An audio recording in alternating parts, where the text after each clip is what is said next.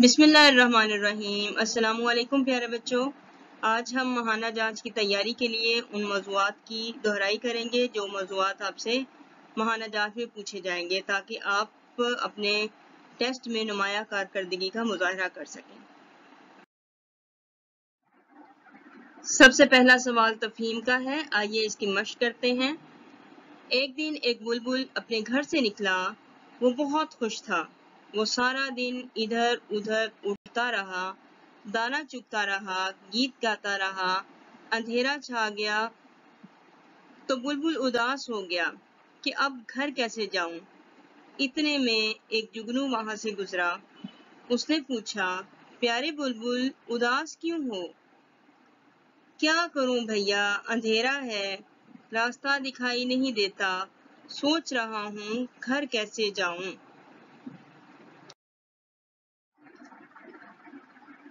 جگنو بولا، بلبل فکر نہ کرو، میرے ساتھ آؤ، میں تمہیں راستہ دکھاؤں گا۔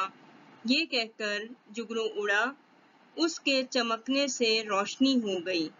بلبل اس کے پیچھے پیچھے اڑنے لگا۔ تھوڑی دیر میں بلبل کا گھر آ گیا۔ وہ بہت خوش ہوا۔ اس نے جگنو سے کہا، چھوٹے بھیا، شکریہ، تم بہت اچھے ہو۔ ابھی جو آپ نے مزے کی کہانی سنی اس میں سے کچھ سوالات پوچھے جا رہے ہیں، ان کے جوابات کاپی پر تحریر کریں۔ بلبل کیوں اداس تھا؟ جگنو نے بلبل کی کس طرح مدد کی؟ گھر جا کر بلبل نے جگنو سے کیا کہا؟ اس کہانی سے ہمیں کیا سبق ملتا ہے؟ ماہانہ جانچ کا اگلا عنوان ہمارا ہوگا خطمہ یا سوالیہ کا نشان لگانا ہے۔ پاکستان کا قومی جانور مارخور ہے، سامنے جگہ دی گئی ہے، اس میں آپ لکھیں گے سوالیہ ہے یا خطمہ۔ ہمارے وطن کا کیا نام ہے؟ عید کے دن بچوں کو کیا ملتا ہے؟ خزاں کے موسم میں درختوں کے پتے گر جاتے ہیں۔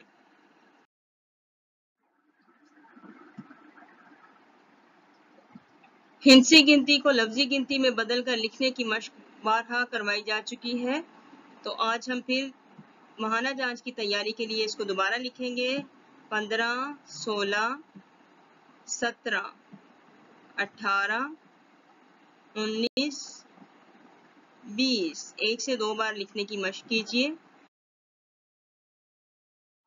آپ کے سامنے اگلا سوال ہے، الفاظ متضاد قواعد۔ خط کشیدہ الفاظ کے متضاد لکھ کر خالی جگہ پر کریں۔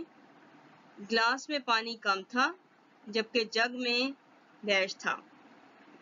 بھائی باہر کھیل رہا تھا، میں نے اسے ڈیش بلایا۔ علی قطار میں بہت پیچھے تھا اور اسد سب سے ڈیش تھا۔ خط کشیدہ الفاظ کے متضاد لکھیے۔ باری ہے اب مذکر یا مؤنث لکھنے کی۔ میری بہن کا نام آمنہ اور ڈیش کا نام اسد ہے۔ بہن کا مذکر لکھیے۔ چچی نے ڈیش کو چائے دی۔ ابو جان نے ڈیش سے کہا، کھانا بنا لیں پھر سب باہر چلیں گے۔ ممانی اور ڈیش نے ہم سب کو دعوت پر بلایا۔ ان تمام کے مذکر یا مؤنث لکھ کر خالی جگہ پر کر لیں۔ حروف جار کی مدد سے خالی جگہ پر کرنی ہے۔ حروف جار یعنی امدادی الفاظ۔ میں وقت ڈیش اسکول جاتا ہوں۔ چچا جان گاؤں ڈیش رہتے ہیں۔ قائد اعظم ڈیش والد کا نام پونجا جنا تھا۔ سورج مشرق ڈیش نکلتا ہے۔